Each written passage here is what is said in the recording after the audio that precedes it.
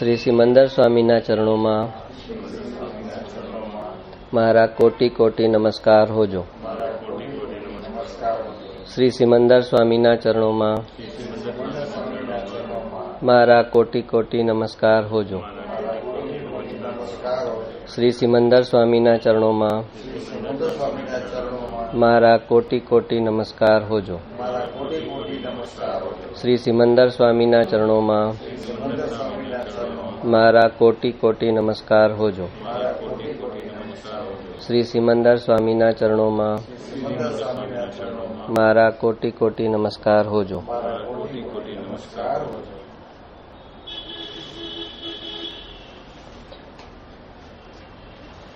એક મારો વિચાર હતો કે એક ચીજ તમને આજે 5 મિનિટમાં કરાવું છું. જે આ દાદા ભગવાનની જ્ઞાન વિધિ તમે કોઈ કરી છે ક્યારેય? જ્ઞાન વિધિમાં ક્યારેય ગયા છો? એ લોકો જે એક વિધિ કરાવે છે ને, ભેદ જ્ઞાનની વિધિ કરાવે એ જ્ઞાન વિધિમાં. અને હવે આ 9 ડિસેમ્બરે મુલુંડમાં આવવાના છે ઓલા દીપકભાઈ. અગર જો લેવું હોય તો જઈ શકો છો. અને એ જે કરાવે છે ને શોર્ટમાં, એ હું તમને અત્યારે આખું સમજાવી દઉં છું કે એ રોજ તમે કરી શકો. જે 8 કર્મ છે ને એનાથી આપણને ભેદજ્ઞાન કરવાનું છે. તો એ લોકો ત્યાં એટલું જોશથી ઉચ્ચારણ કરાવે છે કે એ તમારે અંદર હું આત્મા છું એ સંકલ્પ તમને બેસી જાય. તો એ 8 કર્મથી જે રીતે બોલાવે છે ને, એ હું હમણાં એક વાક્ય એમ બોલું છું, એ આપણે બધાએ બોલવાનું છે. પહેલાં હું આખું એક નોર્મલ સમજાવું છું, પછી આપણે સાથે બોલશું. કે સમજો, જ્ઞાનાવર્ણ્ય કર્મથી સર્વથા મુક્ત એવો હું શુદ્ધ આત્મા છું. આવી રીતે બધા કર્મોનું બોલવાનું છે. તો આપણે પહેલાં આ રીતે કરીએ, પછી હું બદલતો જઈશ. એવી રીતે 8 કર્મનું ખાલી એટલું સિમ્પલ બોલવાનું છે. પણ જેટલું જોશથી બોલે ત્યાં આખા હોલમાં સમજો કે 1000 માણસ હોય, આખું એટલો ગુંજારવ થાય હું શુદ્ધાત્મા છું, હું શુદ્ધાત્મા છું. તો એ લિટરલી તમને તમારા શરીરના એકત્વથી તોડાવવા માટેની આ વિધિ છે. તો આપણે જ્ઞાનાવર્ણ્ય કર્મથી સર્વથા મુક્ત, બોલો, એવો હું શુદ્ધ આત્મા છું. જ્ઞાનાવર્ણ્ય કર્મથી સર્વથા મુક્ત એવો હું શુદ્ધ આત્મા છું. જ્ઞાનાવર્ણ્ય કર્મથી સર્વથા મુક્ત એવો હું શુદ્ધ આત્મા છું. દર્શનાવર્ણ્ય કર્મથી સર્વથા મુક્ત એવો હું શુદ્ધ આત્મા છું. દર્શનાવર્ણ્ય કર્મથી સર્વથા મુક્ત એવો હું શુદ્ધ આત્મા છું. દર્શનાવર્ણ્ય કર્મથી સર્વથા મુક્ત એવો હું શુદ્ધ આત્મા છું. મોહનીય કર્મથી સર્વથા મુક્ત એવો હું શુદ્ધ આત્મા છું. મોહનીય કર્મથી સર્વથા મુક્ત એવો હું શુદ્ધ આત્મા છું. મોહનીય કર્મથી સર્વથા મુક્ત એવો હું શુદ્ધ આત્મા છું. અંતરાય કર્મથી સર્વથા મુક્ત એવો હું શુદ્ધ આત્મા છું. અંતરાય કર્મથી સર્વથા મુક્ત એવો હું શુદ્ધ આત્મા છું.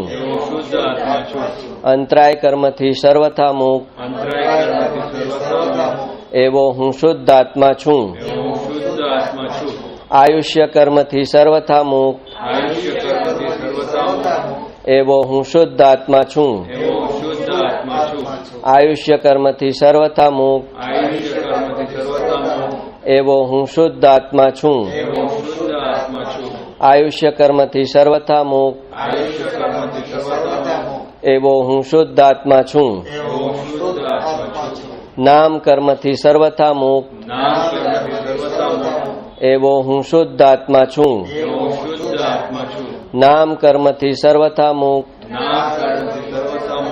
એવો હું શુદ્ધ આત્મા છું. નામ કર્મથી સર્વથા મુક્ત એવો હું શુદ્ધ આત્મા છું. ગોત્ર કર્મથી સર્વથા મુક્ત એવો હું શુદ્ધ આત્મા છું. ગોત્ર કર્મથી સર્વથા મુક્ત ગોત્ર કર્મથી સર્વથા મુક્ત એવો હું શુદ્ધ આત્મા છું. એવો હું શુદ્ધ આત્મા છું. ગોત્ર કર્મથી સર્વથા મુક્ત ગોત્ર કર્મથી સર્વથા મુક્ત એવો હું શુદ્ધ આત્મા છું. એવો હું શુદ્ધ આત્મા છું. વેદનીય કર્મથી સર્વથા મુક્ત વેદ્ય કર્મથી સર્વથા મુક્ત એવો હું શુદ્ધ આત્મા છું. એવો હું શુદ્ધ આત્મા છું. વેદનીય કર્મથી સર્વથા મુક્ત વેદ્ય કર્મથી સર્વથા મુક્ત એવો હું શુદ્ધ આત્મા છું. એવો હું શુદ્ધ આત્મા છું. વેદનીય કર્મથી સર્વથા મુક્ત વેદ્ય કર્મથી સર્વથા મુક્ત એવો હું શુદ્ધ આત્મા છું. એવો હું શુદ્ધ આત્મા છું. સાતા અસાતા વેદનીય કર્મથી મુક્ત સાચા સાચા વેદ્ય કર્મ એવો હું શુદ્ધ આત્મા છું. શુદ્ધ આત્મા છું. સાતા અસતા વેદનીય કર્મથી સર્વથા મુક્ત સાચા સાચા વેદ્ય કર્મથી સર્વથા મુક્ત એવો હું શુદ્ધ આત્મા છું. એવો હું શુદ્ધ આત્મા છું. સાતા અસાતા વેદનીય કર્મથી સર્વથા મુક્ત સાચા સાચા સર્વથા મુક્ત એવો હું શુદ્ધ આત્મા છું. એવો શુદ્ધ આત્મા છું. આઠેય કર્મથી સર્વથા મુક્ત આઠે કર્મથી સર્વથા મુક્ત એવો હું શુદ્ધ આત્મા છું. એવો હું શુદ્ધ આત્મા છું. આઠેય કર્મથી સર્વથા મુક્ત આઠે કર્મથી સર્વથા મુક્ત એવો હું શુદ્ધ આત્મા છું. એવો હું શુદ્ધ આત્મા છું. આઠેય કર્મથી સર્વથા મુક્ત આઠે કર્મથી સર્વથા મુક્ત એવો હું શુદ્ધ આત્મા છું. એવો હું શુદ્ધ આત્મા છું. હા, આ ભેદ જ્ઞાનની વિધિ છે. આ રોજ કરો તો તમારું આત્મા છું એ સંકલ્પ આપણે જે દ્રઢ કરવાનો છે ને એની આ વિધિ છે આખી. હા, એ હું છેલ્લે છે ને આખી તમને પાછું લખાવી દઈશ. હા, એટલે આ જ્ઞાનાવળ કર્મથી હું બંધાયેલો નથી, એનાથી હું સર્વથા મુક્ત છું. એકચ્યુઅલી આપણને લાગેલા છે અત્યારે, પણ આપણે અત્યારે આત્મામાં સંસ્કાર એમ નાખીએ છીએ કે મને જ્ઞાનાવર્ણ્ય કર્મ છે જ નહીં, હું કેવળ જ્ઞાન વાળો છું. દર્શનાવર્ણ્ય કર્મ મને છે જ નહીં, હું કેવળ દર્શન વાળો છું. એમ આપણે બધાય કર્મ સાથે ભેદ જ્ઞાન કરીએ છીએ અને આપણા શુદ્ધ સ્વભાવનું એ રીતે આપણે સંસ્કાર અંદર દ્રઢ કરીએ છીએ.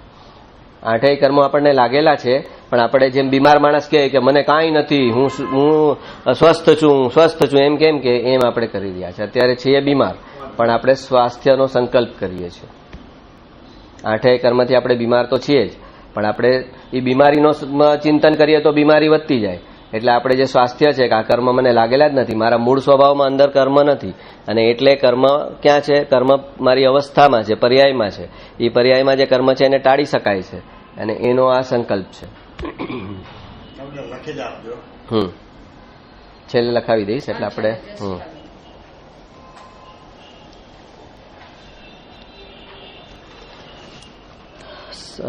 પેલા ક્યાંથી લેવાની છે? 61 થી 70 ની રિવિઝન.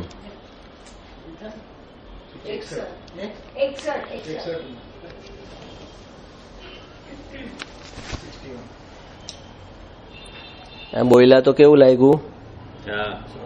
સારું લાગ્યું?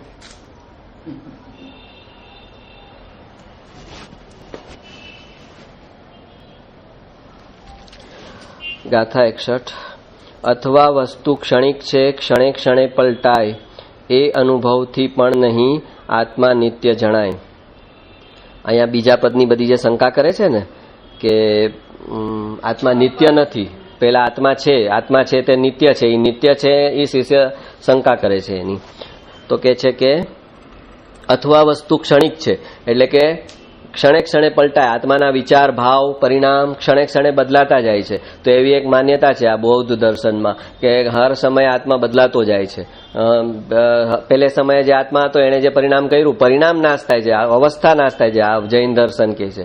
પણ આત્માનો નાશ નથી થતો. પણ બૌદ્ધ દર્શન એમ કહે કે હર સમયે આત્મા બદલાતો જાય છે, ઉત્પન્ન થાય છે, નાશ પામે છે, ઉત્પન્ન થાય છે, નાશ પામે છે. પણ આત્માના જે પરિણામ છે એ ઉત્પન્ન થાય છે અને નાશ પામે છે, આત્મા નાશ નથી પામતો. એ લોકો એમ સમજે કે ક્રોધ હતો ત્યારે આત્મા બીજો હતો, પછી શાંત થઈ ગયો, આત્મા ક્ષમામાં આવ્યો તો આત્મા બીજો થઈ ગયો.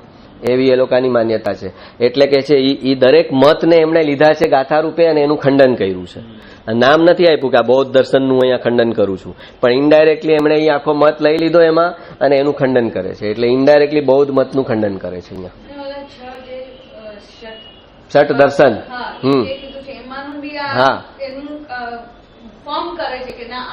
હા, અથવા વસ્તુ ક્ષણિક છે, ક્ષણે ક્ષણે પલટાય, એ અનુભવથી પણ નહીં આત્મા નિત્ય જણાય. એ કે દરેક વિચાર ભાવ હર ક્ષણે બદલાતા જાય છે. આત્માની અવસ્થા બહારથી પણ બદલાતી જાય છે. બુઢાપો હોય, આપણે બાળપણ હોય, પછી યુવાની, પછી બુઢાપો, બધી બહારથી અવસ્થા બદલાય છે, અંદર મનની અવસ્થા બદલાય છે. તો એ કહે છે કે એટલે કઈ નિત્ય હોય એવી કોઈ વસ્તુ દેખાતી નથી. એ ઉત્પન્ન થાય છે અને નાશ પામે છે. એમ હર ક્ષણે બદલાતો જાય છે. એમ ફરીથી નિત્યતા ઉપર શંકા કરે છે.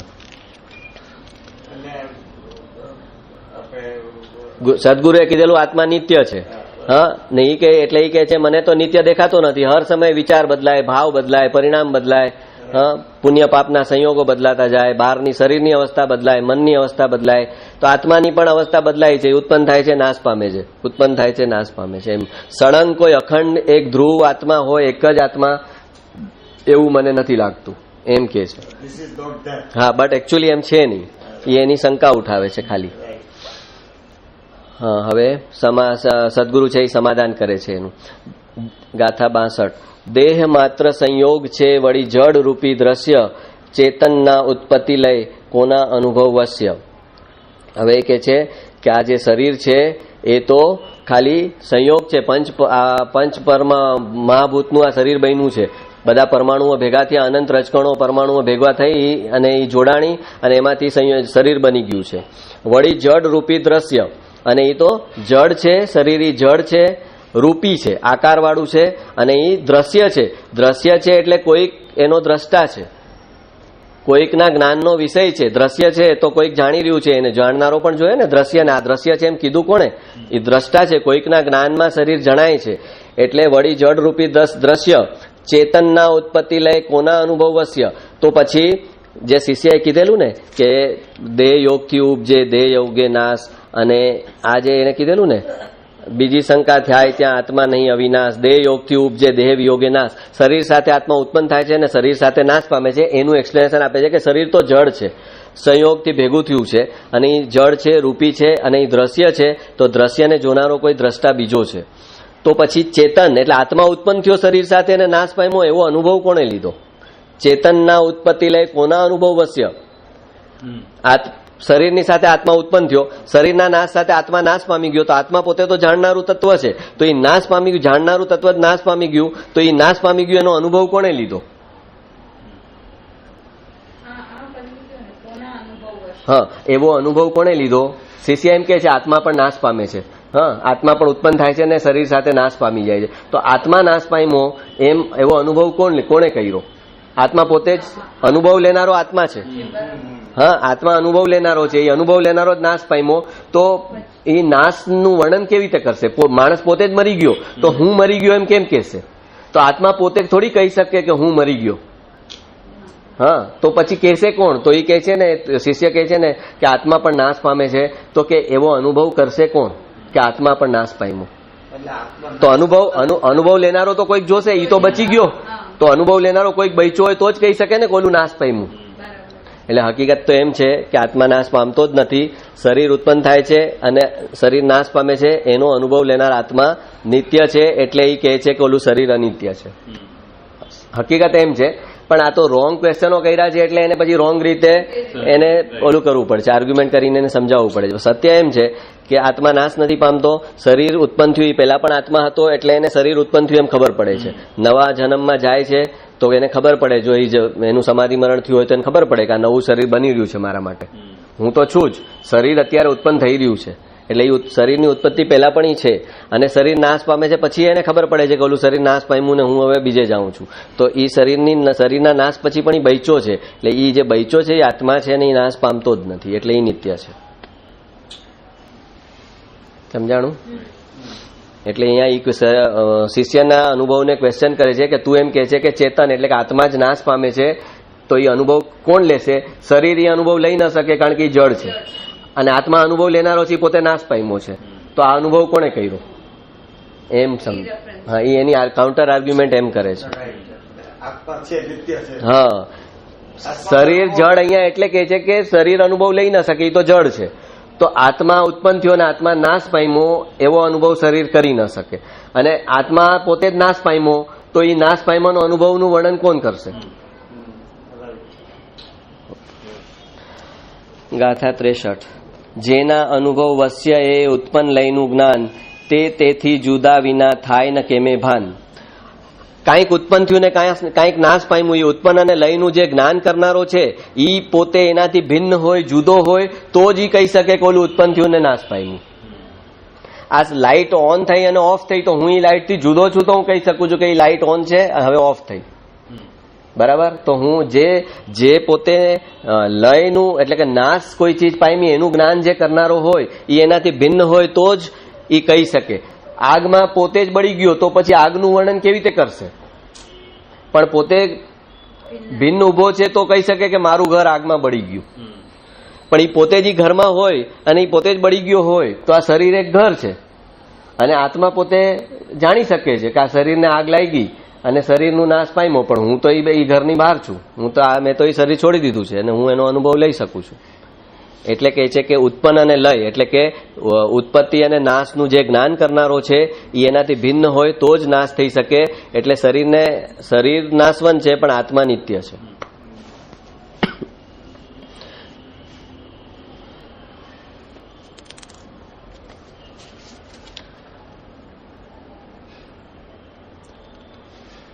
એટલે દેહ યોગથી ઉપજે દેહ વિયોગે નાશ, એ જે કીધેલું ને તો કે એ દેહની સાથે એનો નાશ થઈ ન શકે કારણ કે એ દેહથી ભિન્ન છે અને ભિન્ન છે તો જ એ શરીરના ઉત્પન્ન અને લયનું જ્ઞાન કરી શકે છે. અને એટલે એ શરીરના નાશ સાથે આત્મા નાશ પામતો નથી એમ અહીંયા સમજાવે છે. ગાથા 64. જે સંયોગો દેખીએ તે અનુભવ દ્રશ્ય ઉપજે નહીં સંયોગથી આત્મા નિત્ય પ્રત્યક્ષ. ફરી પાછું અહીંયા નિત્યતા એસ્ટાબ્લિશ કરવા માટે કહે છે કે જે સંયોગો તને બહાર દેખાય છે બધા, આ શરીર એક સંયોગનું બનેલું છે, બહાર બધું જ આ જળ આખો સંસાર છે, એ બધા જે મોટર બંગલા ગાડી આખું લોક જે છે એ બધા જે સંયોગ છે એ કોઈ અનુભવ લેનારો છે, એ અનુભવ થઈ રહ્યો છે કોઈકને અને એ એક દ્રશ્ય છે અને એને દ્રશ્ય છે એટલે કોઈક દ્રષ્ટા છે એને જોનારો, અને અનુભવ એ જે છે તો એ અનુભવ લેનારો કોઈક છે એનો એ અનુભવ છે. આખો સંસાર જે દેખાય છે એ એક અનુભવ લેનારો છે એનો એ અનુભવ છે. અને એટલે એ અનુભવ જે સંયોગ જે છે એનો વિયોગ થાય છે, પણ આત્મા પોતે કોઈ સંયોગથી ઉપજ્યો નથી. ઉપજે નહીં સંયોગથી આત્મા નિત્ય પ્રત્યક્ષ. તો જે સંયોગો છે ને એ બદલાતા જાય છે, અનુભવ બદલાતા જાય છે, દ્રશ્ય બદલાતા જાય છે, પણ આત્મા પોતે કોઈ સંયોગથી ઉત્પન્ન નથી થયો. એટલે એને એવું બે સંયોગ ભેગા થઈને આત્મા ઉત્પન્ન થયો હોય ને તો એ સંયોગ વિખરાય ત્યારે આત્માનો નાશ થઈ જાય. આ પંચમહાભૂત અગ્નિ, પૃથ્વી, વાયુ, જળ ને આકાશ, આ 5 તત્વથી આ શરીર બન્યું છે. તો એ જ્યારે છૂટા પડે છે ત્યારે એ શરીરનો નાશ થઈ જાય છે. પણ આવી રીતે કોઈ 5 તત્વના સંયોગથી આત્મા બન્યો નથી. એ પોતે સ્વાભાવિક પદાર્થ છે. આ સંયોગિક પદાર્થ કહેવાય. શરીર જે છે એ સંયોગિક પદાર્થ કહેવાય અને આત્મા છે એ સ્વાભાવિક પદાર્થ છે. એ કોઈ 2-4 વસ્તુના ભેગા થવાથી બન્યો નથી. ઉપજે નહીં સંયોગથી, એટલા માટે આત્મા નિત્ય છે અને પ્રત્યક્ષ છે. ગાથા 65. જડથી ચેતન ઉપજે ચેતનથી જડ થાય એવો અનુભવ કોઈને ક્યારે કદી ન થાય. આ ઓલામાં દેવ યોગે ઉપજે દેવ યોગે નાશ, એ ગાથાનું ફરીથી એક્સપ્લેનેશન આપે છે કે જડથી શરીરના ઉત્પન્ન થવા સાથે શિષ્યક જ આત્મા ઉત્પન્ન થાય છે. તો કે જડથી ચેતન ઉપજે એવું કઈ થઈ કોઈ કાળે કોઈને અનુભવ થવો શક્ય નથી કે કોઈ વસ્તુ આ જળ છે એમાંથી અચાનક આત્મા ઉત્પન્ન થઈ ગયો, એમાં જીવ આવી ગયો, જળમાં જીવ આવી ગયો એવું ક્યારે અનુભવ કોઈને થઈ શકે? અને જે જીવ છે અચાનક જળ થઈ ગયો એવું અનુભવ થઈ શકે? તો કે ના, એવું કોઈ કાળે ન થઈ શકે. જળથી ચેતન ઉપજે ચેતનથી જળ થાય એવો અનુભવ કોઈને ક્યારે કદી ન થાય. આવો અનુભવ થવો કોઈ હિસાબે કોમન સેન્સથી પણ વિચાર તો એ શક્ય જ નથી કે જે જળ છે એ ત્રણેય કાળ જળ રહેશે અને જે જીવ છે એ ત્રણેય કાળ જીવ રહેશે. જળથી ચેતન ન થઈ શકે અને ચેતનથી જળ ન થઈ શકે. એટલે શરીરથી આત્મા ઉત્પન્ન થઈ શકવો એ શિષ્યની આર્ગ્યુમેન્ટ હતી. એ કે છે એ સંભવ નથી. શરીરથી જો આત્મા ઉત્પન્ન થાય તો આત્માની અંદર પણ જડતા આવી જાય. આત્મામાં જડતાનો ગુણ આવવો જોઈએ. અને આત્મામાંથી જો શરીર ઉત્પન્ન થાય તો શરીરની અંદર જ્ઞાન દર્શનના ગુણ આવવા જોઈએ. જેમાંથી જે ઉત્પન્ન થાય, આજે આપણે કહીએ ને કે આ દીકરો એની મા પર ગયો કે એના બાપ પર ગયો, તો જેમાંથી જે ઉત્પન્ન થયો એની અસર એને થાય છે ને. હા, તો જો શરીરમાંથી આત્મા ઉત્પન્ન થતો હોય તો આત્મામાં જડતાનો ગુણ આવવો જોઈએ. સ્પર્શ, રસ, ગંધ, વર્ણ એ આત્મામાં આવવા જોઈએ. જે જળના જે ગુણ છે ને, સ્પર્શ, રસ, ગંધ, વર્ણ, એ આત્મામાં અંદર આવી જવા જોઈએ અગર શરીરમાંથી આત્મા ઉત્પન્ન થાય તો. અને આત્મામાંથી કોઈ જળ વસ્તુ ઉત્પન્ન થાય ને તો આત્માના જે જ્ઞાન દર્શનના ગુણ છે ને એ એનામાં આવી જવા જોઈએ. તો કે એવું કોઈ હિસાબે શક્ય નથી. એટલે શરીરમાંથી આત્મા ન થઈ શકે અને આત્મામાંથી શરીર ન થઈ શકે. જળમાંથી ચેતન ન થાય, ચેતનમાંથી જળ ન થાય. એમ. પણ જળની જે ઇન્દ્રિયો હોય એ આપણે પહેલા વાત થઈ હતી કે એનો અનુભવ કરે એ જે સુગંધ છે, આંખ છે, દ્રષ્ટિ છે, આપણે પહેલા વાત થઈ હતી કે એ આત્મામાં એનું ઇન્દ્રિય તો આઈસ બાય ઇટસેલ્ફ તો ન જોઈ શકે. હા, એ ડેટા મોકલે છે. હા, એટલે એ ડેટા કલેક્ટ કરીને મોકલે છે. આત્મામાં એક અનુભવ કરવાની શક્તિ તો ખરી ને, દ્રશ્ય, ગંધ. હા, તો એ દર્શન ગુણ છે ને આત્માનો, એ દર્શન ગુણમાં જોવાનું કાર્ય થાય છે. અને આંખ અત્યારે માધ્યમ છે. હા, એટલે આ બધી ઇન્દ્રિયોનું દર્શન કે જે અનુભવ એ આત્મા વડે થાય છે ને. હા, આત્માની સત્તાથી થાય છે. આત્માની સત્તાથી જ ઇન્દ્રિયો અનુભવ કરે છે. આત્મા નીકળી જાય ત્યારે ઇન્દ્રિયો ક્યાં અનુભવ કરી શકે? એટલે તો જડનું જે આખું જે આ બધા ઇન્દ્રિયોના જે જ્ઞાન છે એ ઇન્દ્રિયોનું જ્ઞાન નથી. ઇન્દ્રિયોમાં જ્ઞાન નથી. આ જો આ બારી વાટે મને બહારનું દેખાય છે, હા, આ બારી બંધ હોય તો મને ન દેખાય ને, પણ ખરેખર બારીથી મને દેખાય છે કે મારી આંખથી દેખાય છે? સમજો, આ મને બહાર દેખાય છે તો આ બારી છે એટલે મને દેખાય છે ને. આ દિવાલની પાર દેખાય છે મને? નહીં. તો આ બારીથી મને દેખાય છે તો બારીથી દેખાય છે એમ કહેવાય કે આ આંખથી દેખાય છે એમ કહેવાય? સત્તા કોની છે? શક્તિ કોની છે? બારીમાં શક્તિ છે મને આ દ્રશ્ય દેખાડવાની કે મારી આંખની શક્તિ છે જેનાથી હું જોઉં છું? તો આંખ એ બારી છે આત્મા માટે અત્યારે. કારણ કે આપણને જ્ઞાનાવર્ણ્ય દર્શનાવર્ણ્ય કર્મ લાગ્યા છે ને, એટલે આ બારી થ્રુ આપણે જોવું પડે છે. અને પછી બધું ખપી જાય છે ને ત્યારે આપણે આ બારી વગર જોઈએ છીએ. એ અતિન્દ્રિય જ્ઞાન છે. અને અત્યારે ઇન્દ્રિયનું અવલંબન લઈ અને આત્માએ જોવું પડે છે. પણ એ છે બારી. આ એક બારી છે. આ બારી જેમ જળ છે ને એમ જ આ આંખ જળ છે. સમજાય છે કે નથી સમજાતું? આંખમાં કોઈ જ્ઞાન ગુણ નથી. તો પછી આત્મા નીકળી જાય પછી એનામાં જોવાની શક્તિ રહેવી જોઈએ. આત્મા શરીર અહીંયા એક સાથે હોવા છતાં એકમેક નથી થતા. અગર થતા હોત તો આત્મા નીકળી જાત પછી આંખમાં જોવાની શક્તિ રહેત, એની અસર આવત, એનામાં દર્શન ગુણ ઉત્પન્ન થઈ જાત. એટલે જડનું આ બધી ઇન્દ્રિયોનું બેઝ તો આત્મામાં છે જ ને, જેના વડે થાય છે. હા, એ અત્યારે અનુભવ થાય છે એના વડે. એ અત્યારે ઇન્દ્રિયના અવલંબનથી થાય છે. એ બધું આત્મામાં છે તો ખરું ને? એમ કહું ના, આત્મામાં નથી. આ અહીંયા તો એમ કહેવા માંગે છે જળમાંથી ચેતન ઉત્પન્ન ન થઈ શકે. જળમાંથી ચેતન ઉત્પન્ન ન થઈ શકે. નહીં, આપણે હમણાં વાત કરી કે જળમાં જે બધી બધા સ્પર્શ ને આ બધું એ આત્મામાં નથી. હા, આત્મામાં નથી. અને આત્માનું જે જ્ઞાન છે એ જળમાં નથી. હા, હા. પણ જળનું જે બી જે છે એ આખું બેઝ તો આખું આત્મામાં જ છે ને, જેના વડે થાય છે. ના, પણ અત્યારે એનું જ્ઞાન ખાલી થાય છે. ના, જ્ઞાન જ સિદ્ધ ભગવાનને અત્યારે આના વગર બી જોઈએ છે ને. એને ઇન્દ્રિય એક બી નથી. સિદ્ધ ભગવાનને એક પણ ઇન્દ્રિય નથી અને આપણા કરતા વધારે સારું જોઈએ છે. લોક ત્રણ કાળ જોઈએ છે. એક જીવ એક અજીવને જોઈએ છે. આ તો આપણે પોતે એવી આપણી સ્થિતિ ક્રિએટ કરી કે હવે આપણને આટલા નાના હોલમાંથી જોવું પડે છે. આપણા આત્માને આપણે દર્શનાવર્ણ્ય કર્મ લાગ્યા, એમાં એક કાણું પડ્યું. એ કાણું, બે કાણા પડ્યા. એ આ આંખ છે. દર્શનાવર્ણ્ય કર્મની દિવાલ છે આત્માને લાગેલી, એમાં આપણે એટલો ક્ષયપસમ કર્યો એટલે બે કાણા પડ્યા મોટા. એમાંથી આ આંખ થઈ છે. એમ છે. પાંચ ઇન્દ્રિયના 5 કાણા પડ્યા આપણા ક્ષયોપસમથી. 4 ઇન્દ્રિય વાળાને 4 કાણા પડ્યા, 1 ઇન્દ્રિય વાળાને 1 કાણું છે. હા, એટલે આપણે એટલા કસાઈ ઘટાડ્યા એટલે આપણે 5 કાણા પડ્યા એટલે 5 ઇન્દ્રિય થયા આપણે. પણ દર્શન જે જ્ઞાન ગુણ ને દર્શન ગુણ એ તો આત્માની જ તાકાત છે.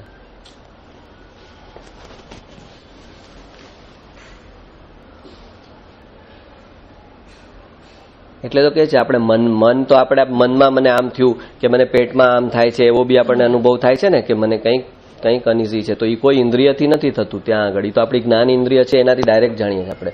આંખ કાન નાકથી એ જે ફિલિંગ પકડીએ છીએ, મનનો ભાવ પકડીએ છીએ, ઉદાસીનતા કે ડિપ્રેશન કે મને કંઈક થાય છે, એ જે બધા ફિલિંગ છે એ તો ઇન્દ્રિયથી પાર બી આત્મા પકડી લે છે. મનના માધ્યમથી પકડે છે. એ ત્યાં મન ઇન્દ્રિય છે. પણ આ તેમાં આંખ નથી, કાન નથી, તો બી ત્યાં પકડે છે ને ડાયરેક્ટ કે મને કંઈક થાય છે અહીંયા, મને અહીંયા કંઈક થાય છે. તો એ કોણે પકડ્યું? આંખે પકડ્યું, કાને પકડ્યું? નહીં, ડાયરેક્ટ પકડે છે ત્યાં મનના માધ્યમથી.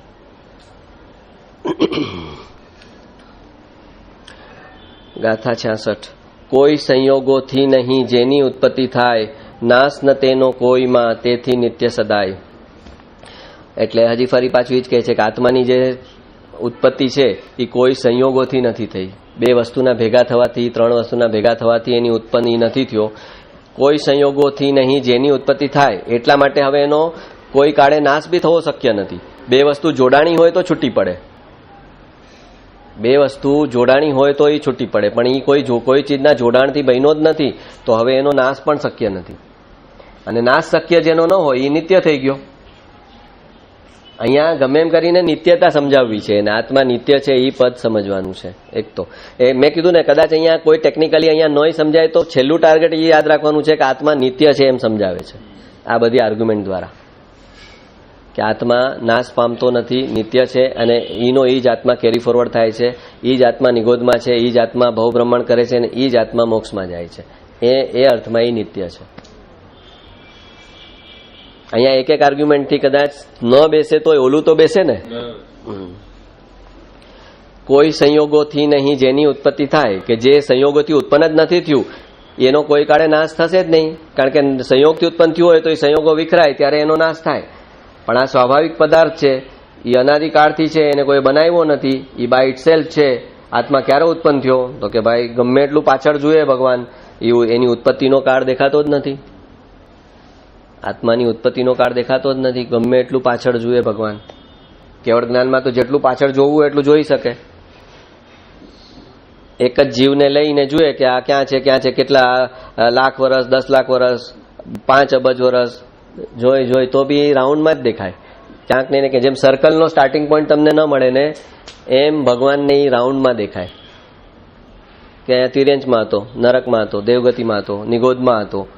નિગોદમાં તો છેલ્લે દેખાય ને દેખાય કે આનંદ કાળથી નિગોદમાં છે અને નિગોદથી બહાર જ નથી નીકળો, તો એ ત્યાં સ્પોટ થાય. પણ એનો સ્ટાર્ટિંગ પોઈન્ટ ન મળે એટલે કાળચક્ર કહીએ. કાળનું બી સ્ટાર્ટિંગ પોઈન્ટ ન મળે એટલે આપણે એને જૈન દર્શનમાં એને ચક્ર કહે છે, કાળચક્ર. કેમ? કારણ કે એનો સ્ટાર્ટિંગ પોઈન્ટ ભગવાનને પણ નથી મળતો કે ક્યારે પેલો કાળ ક્યારે ઉત્પન્ન થયો, પેલો સમય ક્યારે ચાલુ થયો, પેલી 24 કઈ થઈ. કોઈ એમ કે હા 24 તીર્થંકરો થયા તો પેલી 24 શોધી શકે? ભગવાન એના કેવળ જ્ઞાનમાં ન શોધી શકે પેલી 24. અનંત કાળ અનંત 24 થઈ ગઈ.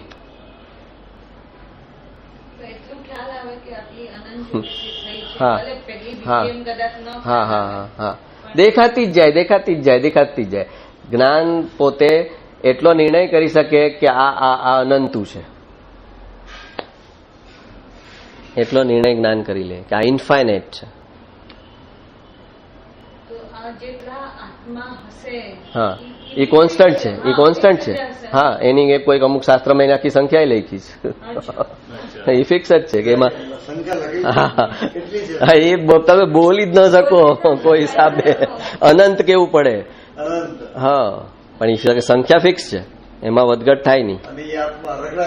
રખડા કરે કારણ કે ઉત્પન્ન નથી થતા તો નાશ નથી પામતો, તો વધઘટ તો થાય જ નહીં ને, તો એ ફિક્સ જ છે.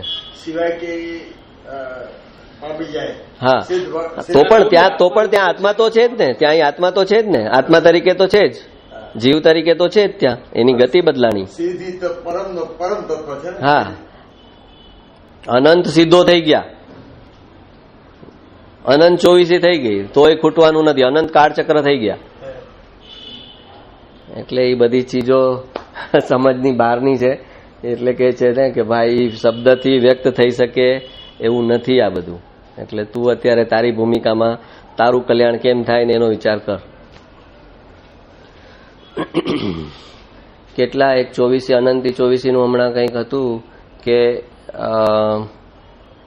એક પૂતગલ પરાવર્તનના અનંતમાં ભાગમાં અનંત 24 થાય. એક પૂતગલ પરાવર્તન કાળના અનંતમાં ભાગમાં અનંત 24 થાય.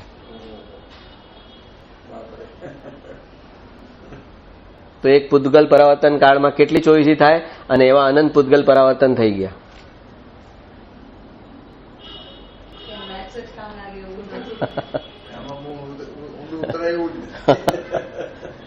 એક પૂતગલ પરાવર્તનનો અનંતમો કાળ એટલે કે આજે તમે લાખ કયો તો એનું 1% પકડો તો 1 એની 1 યુનિટ એમાં અનંત 24 થઈ જાય. એટલે તો ઈ જ્ઞાન કેવું, ઈ આત્મા કેવો કે એમ કે આટલું બધું જે છે ને એને ઈ આમ હસ્તકમલવત જાણે છે, આમ આખા લોકાલોકને.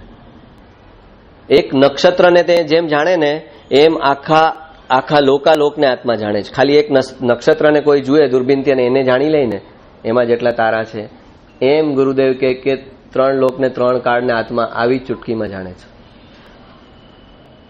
અને આ તો એનું ફૂલ પોટેન્શિયલનો તો યુઝ નથી થતો. એમ કે છે કે આવા અનંત લોક હોત ને તો પણ એક જ સમયમાં આત્મા એ અનંત લોકનું જ્ઞાન કરી લેત. એનું જ્ઞાન તો બાકી પડ્યું છે હજી વપરાયા વગરનું. આ એક જ લોક છે તો કે આત્માનું જ્ઞાન એક લોક જેટલું મર્યાદિત નથી. આવા અનંત લોક હોય તો પણ એ કહે છે કે અનંત લોકને એક જ સમયમાં જાણી લે એવું જ્ઞાનની તાકાત અને સામર્થ્ય છે. આ તો એક જ લોક છે. એ તો એના માટે આમ રાયના દાણા જેવું છે. જ્ઞાનમાં આખો લોક રાયના દાણાની જેમ જાણી લે. જેમાં આટલા પૂતગલો એનો આટલા જીવ અનંત સિદ્ધ ભગવાન એની બધી 3 કાળની પર્યાયને જાણે. પછી અનંત બધા નિગોદના જીવ એ બધાની 3 કાળની પર્યાય જાણે. તિર્યંજ ગતિના બધા જીવો જે છે એની 3 કાળની પર્યાય જાણે. દેવગતિના બધા જીવ એની 3 કાળની પર્યાય જાણે. પછી મનુષ્ય ગતિના બધા જીવ એની 3 કાળની પર્યાય જાણે. અને આ બધા જેટલા જળ પરમાણુ છે અનંત રજકણ એ એક રજકણની 3 કાળની પર્યાયને જાણે. આટલું કેવળ જ્ઞાનની એક પર્યાયમાં સિદ્ધ ભગવાન જાણે, એક જ પર્યાયમાં ખાલી. ને આવી અનંતી પર્યાય એ દ્રવ્યમાં પડી છે તો એ દ્રવ્યનું સામર્થ્ય કેટલું.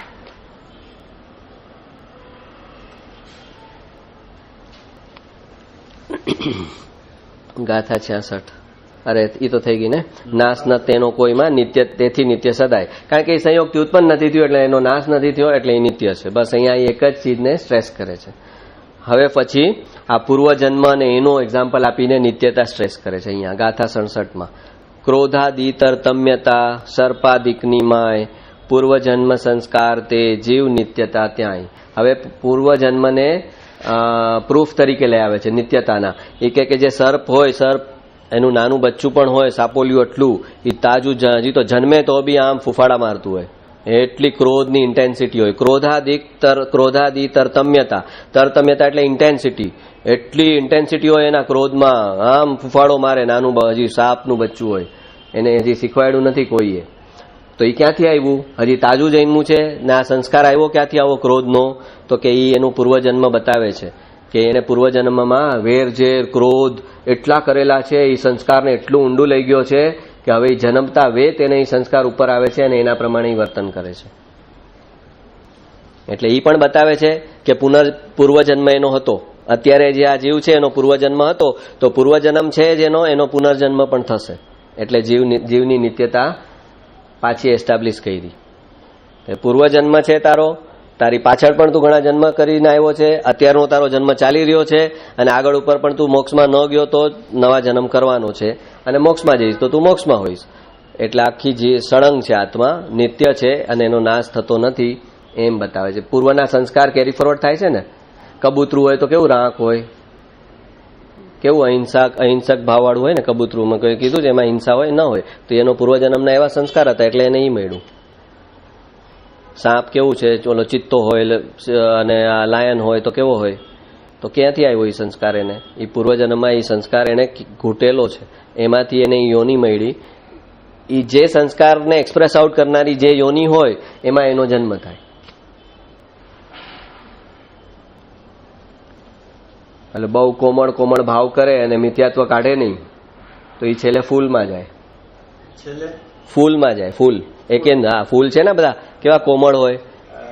હું બધાને આમ સુવાળપતા આપું, સુગંધ આપું, સુવાળપતા આપું. આત્માનું જ્ઞાન ન કરે પણ એકદમ બધા સાથે હળી મળીને સારા થઈને કોઈ જગાએ કસાઈ ન કરે, ઝઘડો ન કરે, અને એકદમ ઠરેલ ઓલીને રહે, પણ આત્માનું કાંઈ ભાન નહીં, કાંઈ જ્ઞાન નહીં, પણ કસાય ન કરે, તો એ પછી ફરતા ફરતા એનું પુણ્ય પતે તો એ જાય ફૂલમાં.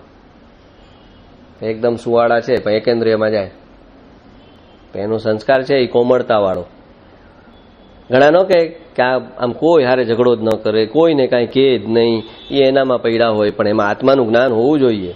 એ વગરનું એ બોર્ડ પણ કામનું નહીં. આત્માના ભાન સહિતની કોમળતા હોય તો કામની, પણ આત્માના ભાન વગરની કોમળતા હોય તો એ કામની નહીં. તો એ પછી આવા બધા ઓપ્શન છે એમાં જાય, એકેન્દ્રિયમાં ફૂલમાં જન્મ થઈ જાય. કહેવાય છે કે 84 લાખ યોની પછી થઈને પછી મનુષ્યનો જન્મ મળે. પછી આ એક જન્મ થતો આવે કે પછી એક જન્મ લઈ ના, એ 84 લાખ યોની છે એમ કહેવામાં આવે. બાકી તો નિગોદમાંથી જે નીકળે છે પછી એના જેવા ભાવ પરિણામ છે એ પ્રમાણે એ વ્યવહાર રાશિમાં આવે છે. ચાહે મનુષ્યમાં આવે, ચાહે તિર્યંશમાં જાય, ચાહે આપણે 84 લાખ યોની છે એમ આપણે આમ એને જરાક ધક્કો આપવા માટે એમ કહેવાય કે 84 લાખમાં ફરીને આવવું પડે, પણ નોટ નેસેસરી કાંઈ એક એક થતો આવે. તો પછી આ લાઈન થઈને પછી બીજામાં જાય ખરો કે ડાયરેક્ટ પછી મનુષ્યમાં? ના ના, એ કેવું એનો સંસ્કાર છે એના પર. પાછો એમાં તિર્યંશમાં જાય, નરકમાં જાય, ત્યાંથી લાઈનમાંથી નરકમાં બી જાય સીધો. પક્ષીમાં એવું નહીં, એવું કાંઈ નહીં. એની કેવા ભાવ પરિણામ કરે છે એના પર ડિપેન્ડ છે. આ મનુષ્યમાંથી બધી ગતિ પોસિબલ છે. અહીંયા આ જંકશન છે, રાજકોટ જંકશનથી બધી ટ્રેન જતી હોય ને એમ આ જંકશન છે. અહીંયા આ મનુષ્ય ગતિ, અહીંયાથી દેવગતિમાં જઈ શકાય, નરક ગતિમાં જઈ શકાય, તિર્યંશ ગતિમાં જઈ શકાય, અને મનુષ્યમાં પાછા આવી શકાય, અને મોક્ષે જઈ શકાય. બધી જ ગતિ અહીંયાથી પોસિબલ છે. હે? હા, કારણ કે વિચાર શક્તિ મળી ગઈ ને, એટલે ભગવાન કે હવે તારી જવાબદારી છે. બાકી બધી યોનીમાં જ્યાં વિચાર શક્તિ નથી ત્યાં છોડી દીધા. તિર્યંશ ગતિમાં શું કરે બિચારો? તો અહીંયા તને હવે વિવેક બુદ્ધિ આવી, વિચાર શક્તિ આવી, પોતાના આત્માનું કલ્યાણ કેમાં છે એનો નિર્ણય કરી એના રસ્તે ચાલવાની તારી જવાબદારી છે. હવે મનુષ્ય સુધી તને પહોંચાડી દીધો. હા, થાય અત્યારે હે ડિપેન્ડ છે. એ તો પોતાના બધાના ભાવ પરિણામ, એ આખું અલગ સાયન્સ છે. કર્ણાનું યોગનું આખું સાયન્સ છે, ગતિ ડિસાઇડ કરવાનું કે એના ભાવ પરિણામ કેવા થયા છે, એના અનુસાર આખું સમ ટોટલ નીકળે છેલ્લે. મનુષ્ય ગતિ ડ્યુ થઈ હોય ને હજી ક્રોધનો સંસ્કાર હોય તો ક્રોધી મનુષ્ય તરીકે જન્મે. હોય ને આપણે કમાન છટકેલ અમુક લોકો નથી જોતા, ત્યાં વાતે વાતે આની કમાન છટકે. એ આવ્યો હોય સર્પની યોનીમાંથી હજી મનુષ્ય તાજો થયો હોય તો ઓલો સંસ્કાર હજી પડ્યો હોય એને.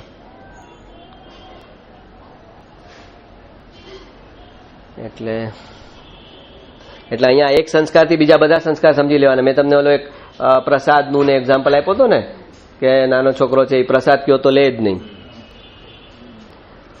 તો એમ હવે મેં કીધું ને અમુક ગામડાઓ છે કે તાંત્રિક માંત્રિક ને એવું બધું ચાલતું હોય, એમાં પ્રસાદ કરીને ખવડાવી દીધું હોય કોઈ કે, તો એ નાનપણથી મા બાપ છોકરાને કહે કે ભૂલે ચૂકે કોઈના ઘરનો પ્રસાદ નહીં લેતો.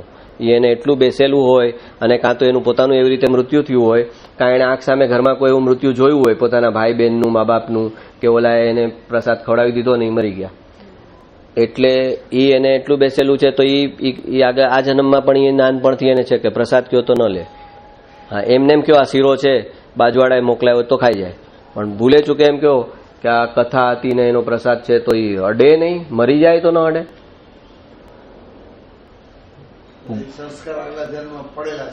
હા, એટલે એ નિત્યતા છે એ ક્યાંકથી આવ્યો છે કે અચાનક ઉત્પન્ન નથી થઈ ગયો શરીરની સાથે.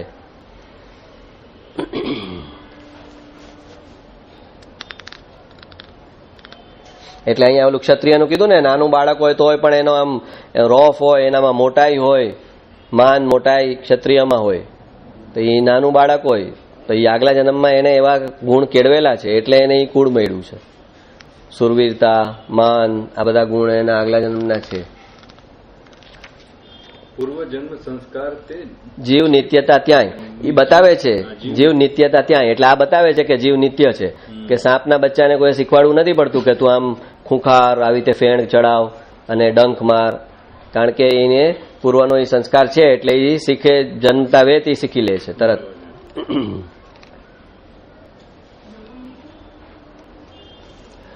ગાથા 68.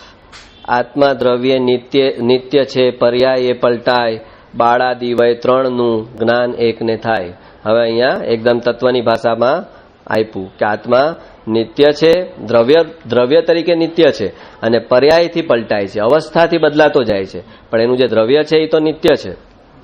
જેમ સોનું દ્રવ્ય રૂપે નિત્ય છે, પછી બંગડીમાંથી તમે એને ઓગાળીને બુટિયા બનાવ્યા, પણ સોનું તો એ જ છે. તો સોના એને એ બુટિયામાં પણ સોનું જ જોવું એ દ્રવ્ય દ્રષ્ટિ કહેવાય કે આ સોનું તો એ જ છે. અને એનો આકાર જોવો કે અરે પેલા તો બંગડી હતી હવે તો બુટિયા થઈ ગયા, તો એ પર્યાય દ્રષ્ટિ કહેવાય. તો આત્મા તો એ જ છે, મનુષ્યમાં ગયો કે દેવમાં ગયો કે નરકમાં ગયો કે તિર્યંશમાં ગયો, બાળાદિ વય ત્રણનું જ્ઞાન એકને થાય.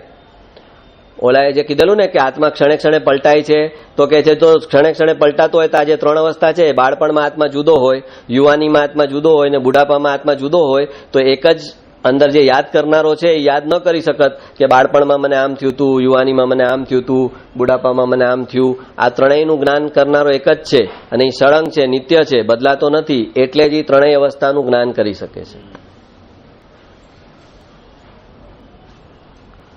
સમજાણું? અહીંયા ત્રણ અવસ્થામાં આત્મા ઈનો ઈ જ છે, એટલે એ ત્રણેયની યાદ આપણને રહે છે. જે સ્મૃતિ છે આપણને એ જ્ઞાનનો અંશ છે, એ જ્ઞાન કરનારો છે એની અંદર યાદ શક્તિ છે ને એ યાદ રાખે છે કે હું નાનો હતો ને ત્યારે આમ થયું હતું, હું આમ પડી ગયો હતો, મને સ્કૂલમાં આમ કર્યું હતું ટીચરે. એ બધું કેમ યાદ છે? તો કે આત્મા ઈ જ છે, એની આ બહારની અવસ્થા બદલાણી છે. બાળપણ, યુવાની, બુઢાપો અને હવે મૃત્યુ પછી નવું શરીર, તો એ પણ અવસ્થા બદલાણી છે, આત્મા નથી બદલાણો. એટલે આત્મા નિત્ય છે એમ અહીંયા આગળ સમજાવે છે. ગાથા 69. અથવા જ્ઞાન ક્ષણિકનું જે જાણી વધનારો તે ક્ષણિક નહીં, કર અનુભવ નિર્ધાર. હવે એ કે છે કે જે આ ક્ષણે ક્ષણે બદલાતા જાય છે વિચાર ભાવ, એનું જે જ્ઞાન કરે છે, એ જે જ્ઞાન કરનારો છે એ પોતે ક્ષણિક હોઈ ન શકે. અગર પોતે ક્ષણિક હોય તો કે પોતાને ક્રોધ આવ્યો, એ ક્રોધનો ભાવ ક્ષણિક છે કે આવ્યો અને ગયો, તો જે જ્ઞાન કરનારો છે એ પણ જો એ ક્રોધની સાથે સાથે નાશ પામતો હોય તો પછી કઈ કેવી રીતે શકે કે ક્રોધ શરૂ થયો અને ક્રોધ પૂરો થયો? પોતે પણ એ ક્રોધ સાથે પૂરો થઈ ગયો. એ ક્રોધનો અનુભવ લેનારો પણ જો એની સાથે પૂરો થઈ જતો હોત તો એ જાણીને ખેદ કેવી રીતે? પેલા સમયે જાણ્યું અને બીજા સમયે કહે છે, તો બીજા સમયે પોતે જ નાશ પામતો હોત તો પેલા સમયની વાત ખેદ કેવી રીતે? એટલે કે છે અથવા જ્ઞાન ક્ષણિકનું, એ જે ક્ષણિક બધી વસ્તુ, ભાવ, પરિણામ, વિચાર, ક્ષણે ક્ષણે પદાર્થો પલટાય છે, એ ક્ષણિકનું જે જ્ઞાન કરનાર છે, એ જ્ઞાન કરીને કહેનારો જે છે એ પોતે ક્ષણિક ન હોઈ શકે. એ વસ્તુ એ પહેલા પણ હતો, એ સ્થિતિ પહેલા પણ હતો અને એ પછી પણ છે, એટલા માટે એ વસ્તુનું સંબંધિત કહી શકે છે. એટલે એ પહેલા પણ હતો અને પછી પણ છે, એટલે એ નિત્ય છે.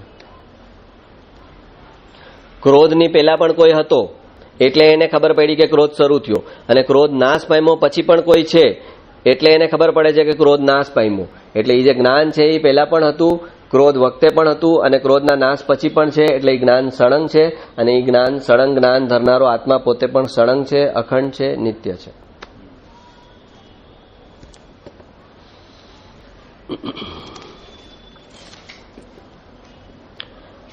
ગાથા 70. ક્યારે કોઈ વસ્તુનો કેવળ હોય ન નાશ, ચેતન પામે નાશ તો કેમાં ભળે તપાસ. હવે આ એક ફંડામેન્ટલ રૂલ આપે છે. આપણે સાયન્સમાં બી કહે છે ને, matter can neither be created nor be destroyed. Energy can neither be created nor be destroyed. Conservation of એનર્જીનો રૂલ છે સાયન્સનો. હવે સાયન્ટિસ્ટો કહે છે હા, મેટર પણ ઉત્પન્ન નથી થતી ને નાશ નથી પામતી. પાર્ટિકલ્સ તો એમના એમ જ છે, એને કોઈ ઉત્પન્ન નથી કરી શકતું અને એનો નાશ પણ નથી થતો. તો એ અહીંયા એ રૂલ આપે છે, ક્યારે કોઈ વસ્તુનો કેવળ હોય ન નાશ. એકદમ નાશ જ થઈ ગયો એમ થઈ ન શકે, એ કંઈક કન્વર્ઝન થાય એનું. જેમ એનર્જીમાં કે છે, energy can neither be created nor be destroyed but it can be transformed from one form to another form. એને એક ફોર્મમાંથી બીજા ફોર્મમાં ટ્રાન્સફર કરી શકાય છે, ટ્રાન્સફોર્મ કરી શકાય છે, પણ એનો નાશ ન થઈ શકે. તો એ જ અહીંયા કહે છે, ક્યારે કોઈ વસ્તુનો કેવળ હોય ન નાશ, ચેતન પામે નાશ તો કેમાં ભળે તપાસ. અગર આ શરીરનો નાશ થાય છે તો એની રાખ થાય છે, એની જમીનમાં ભળે છે, બરાબર. તો તું એમ કહે છે આત્મા પણ નાશ પામે છે, તો કોઈ વસ્તુ ટોટલ નાશ પામી ન શકે, એને કોઈ બીજું રૂપ ધારણ કરવું પડે. તો આત્માએ નાશ પામ્યો તો તું એના પર વિચાર કે કેમાં ભયડો? એ ભયડો શેમાં? આત્મા નાશ પામ્યો તો એ ગયો ક્યાં? એકદમ છું થઈ ગયો? કોઈ વસ્તુ એકદમ છું ન થઈ શકે. કોલસો બળ્યો તો ધુમાડો થયો, તો ધુમાડા રૂપે તો છે ને. કોલસો બળ્યો ને એની રાખ થઈ, તો રાખ રૂપે તો છે ને.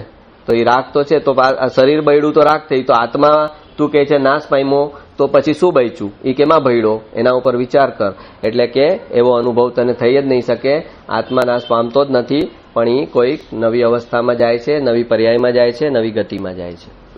કાં મોક્ષ ગતિમાં જાય છે તો ત્યાં પણ છે, અને કાં 4 ગતિ છે એમાં જાય છે, કાં નિગોધ ગતિમાં જાય છે, પણ છે તો ખરો, એનો નાશ થતો નથી.